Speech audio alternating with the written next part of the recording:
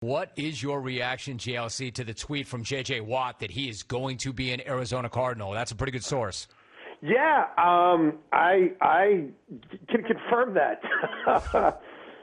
It's a little maybe off the beaten path to what a lot of people kind of assumed or projected how this might go down, given where he is at this stage of his career.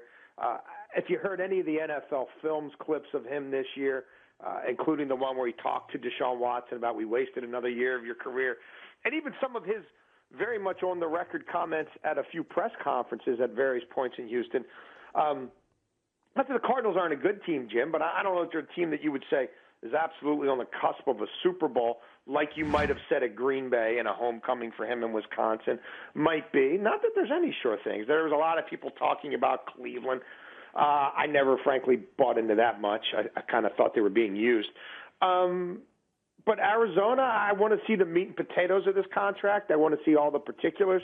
But it's certainly going to be a lot of money. It sounds like it's going to be at least $23 million for 2 years. I don't think the market for J.J. Watt among contending teams, because let's face it, weird cap year, tight against the cap. Most good teams already have pretty high payrolls. I don't know that financially this idea that there was all these teams throwing $16 million a year at him, that didn't jibe with my reporting either. Could this mean a Chandler Jones trade is ultimately afoot? Could they tag Hassan Reddick, keep him as one edge guy, move J.J. Watt around, and then maybe see what they could get for a Chandler Jones? It raises some interesting questions. But I'm a little surprised, Jim, that it maybe didn't end up being less money, but with a team that most people would say is maybe a J.J. Watt away from winning a Super Bowl. I don't reckon that's who the Cardinals are. So if that is the case, JLC, that being said, why do you think he went there? Is it a straight money play or something else? Well, I mean, they probably courted him the way he wanted to be courted. A lot of other teams were kind of slow playing this and didn't want to make a full commitment until they knew a little bit more about the cap. He's obviously going to have a lot of creature comforts. I mean, a lot of guys like living out there, have homes out there, like training out there.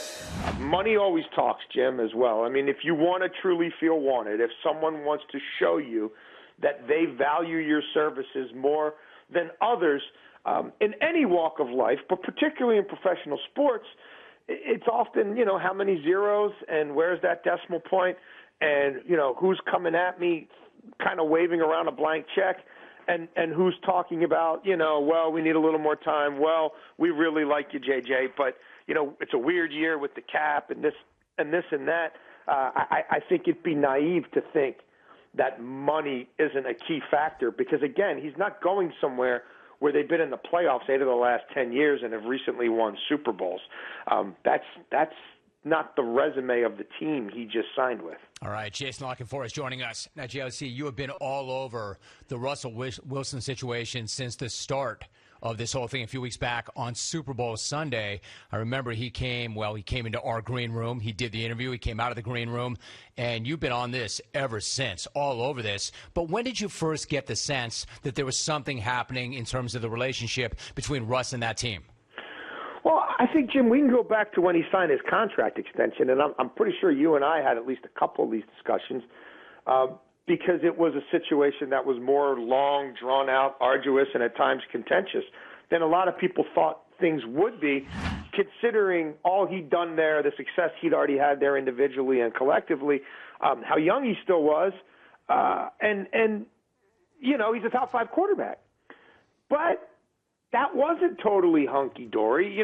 There were some times where it got sideways, where communication either broke down, and frankly, where in Russell's estimation, though he wouldn't say it at the time and might not even say it now, I don't know that he felt like he was being sort of handled like the guy he was. I think at times Russell feels like they're going to always see me as this third-round, amazing find, great discovery that they picked up on out of Wisconsin, and maybe not truly be able to embrace and see the evolution of me as a man, as a quarterback, as a person, as a philanthropist, as a international icon now, to some degree at least, I think, through the power couple with Sierra.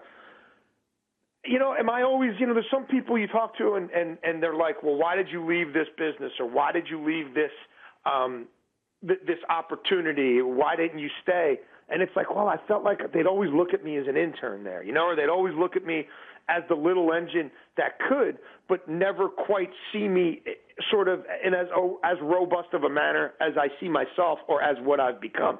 And I don't think that dynamic is a Seahawks-Russell Wilson dynamic. I think that's something that a lot of people could probably relate to on a certain level. So I think there's always been some things under the surface there, Jim, and certainly they knew when they re-upped him that he was sick of getting beat like a piñata and sacked 40-plus times a year. That dynamic has only gotten worse. It's not as if they've added a completely overhaul of their offensive staff, and there's all these new coaches who were at the vanguard of what was going on in college and pro, and there's been this sort of influx of the greatest minds possible. I think the answer to the test there most days is play defense, run the football. Him making $35 million a year hasn't changed that.